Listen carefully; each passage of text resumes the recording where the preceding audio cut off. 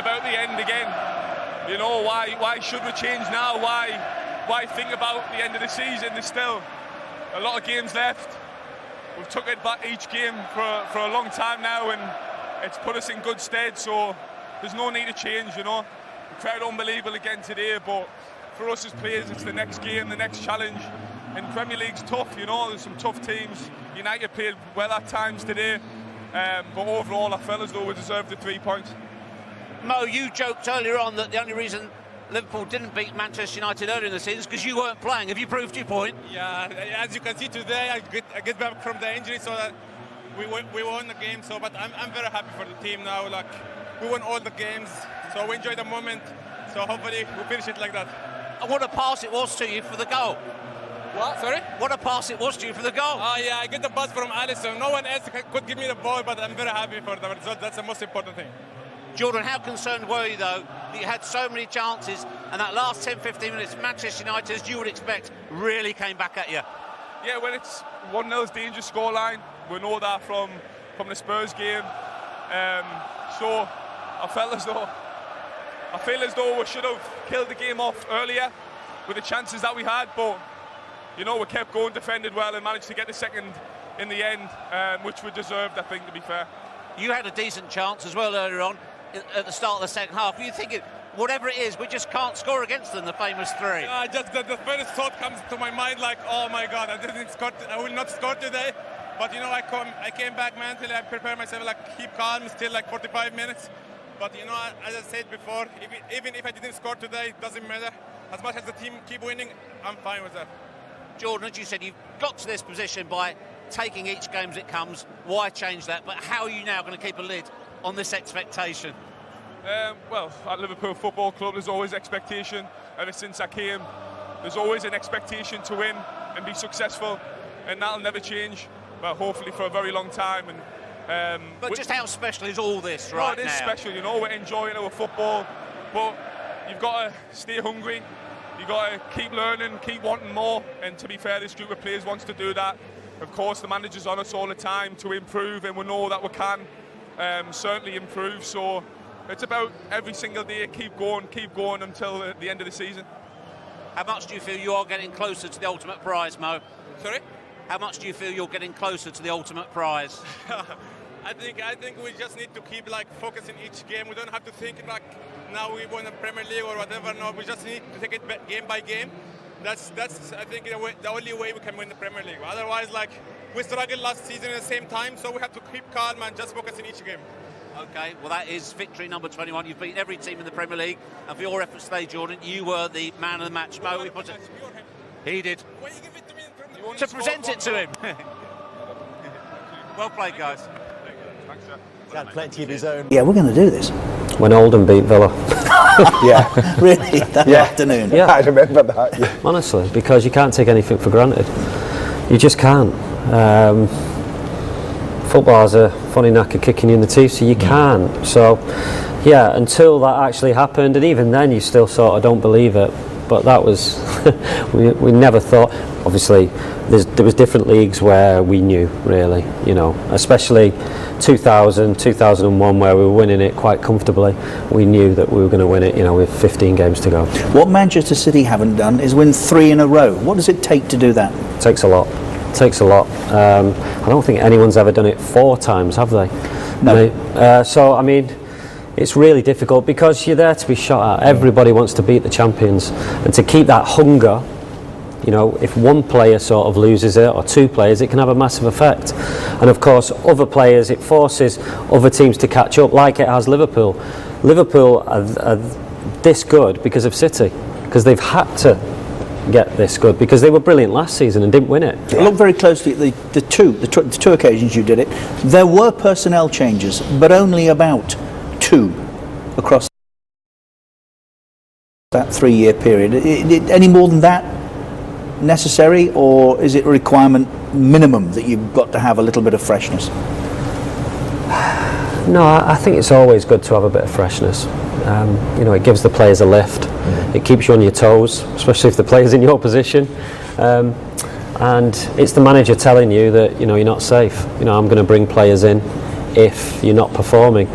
And they were always quality players, and like you say, if there's only a couple, then it's not really upsetting. You're not having to sell 5 or 6 players. This is how we play, and usually there were quality players as well. So was that a mistake perhaps that Guardiola made in not freshening it a little, or going out and getting others? I mean, specifically in one of those years for York and Cole were shown the door. And that's a massive decision for the manager to make, isn't it? Yeah, I think you have to be lucky as well. Managers do sort of look at the squad, and if there's no one out there, that was Sir Alex's sort of philosophy. If there's no one out there, I'm not buying anyone. I'll wait.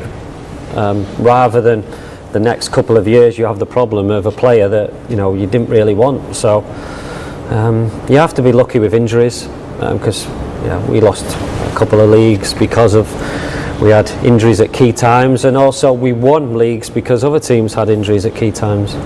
Did that Sir Alex ever get rid of someone? Because he was notorious for, didn't matter who you were, how big a name you were, if he felt time was gone, you're gone, was there anyone he got rid of that you guys thought, ooh, that's a bit of a risk? Yeah, Mark Hughes, Andrei Kanchelskis, Paul Ince. Yeah. I mean, and not replacing them. Obviously replacing them with the young players, but Mark Hughes was my hero. Yeah. Kanchelskis, Paul Ince, fans' favourites, and then we go to Villa and get beat 3-0. Obviously, so yeah, at times you're thinking, what's the manager doing? Obviously, David Beckham, he did that. Yep. Stam, big players. Roy Keane, his captain. Roy Keane. For all those years. He wasn't afraid to get rid of players who have been, key parts of our success, but for the good of the club. Did you ever feel as though you were looking to avoid him pre-match?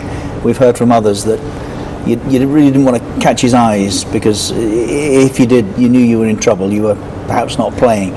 Or did you feel every week you were a starter? No, I never felt that I was a starter. I knew if I was playing well, I was a starter. There was times, obviously, when I didn't play well. Sometimes I played because he wanted to maybe play me back into form, or I didn't play. So you were always on your toes. Like I touched on there with Jurgen Klopp. You want to keep your players on your toes as much as you can, but also give them the confidence that the manager believes in you. Can I just ask you, Richard asked you what was your favourite of the 13.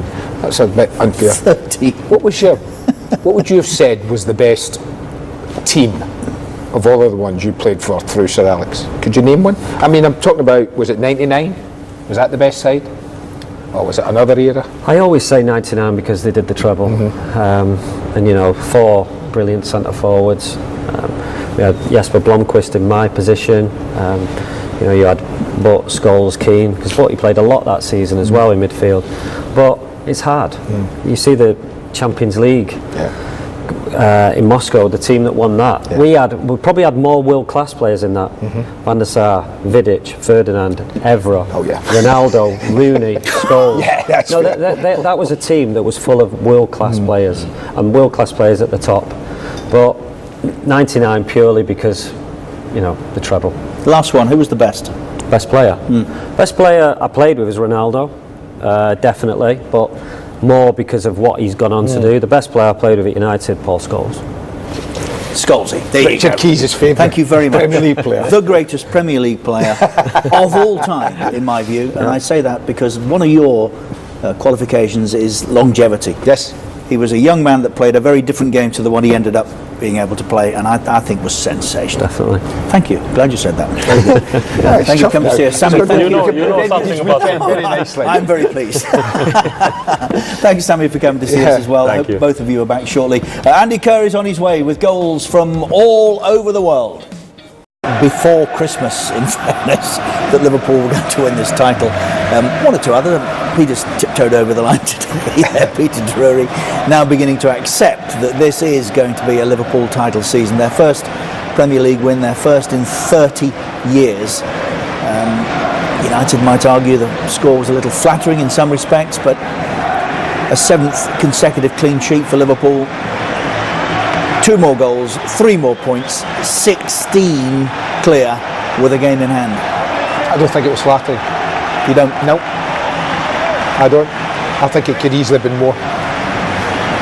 United, listen, for the last 10-15 minutes, you would expect it. Liverpool just sit back a little, protect what they have, looking for one of the top three to do what Salah did in the stoppage time, but protect what they have. They haven't conceded in 7 games, Richard. That tells you something about this. I don't want to be unkind, Andy, but I look at Ole Gunnar Solskjaer there in front of the Manchester United supporters. He looks like a little boy lost. He looks forlorn. He's out of his depth. I don't know. Well, he isn't going anywhere, I don't think, in the near future. So,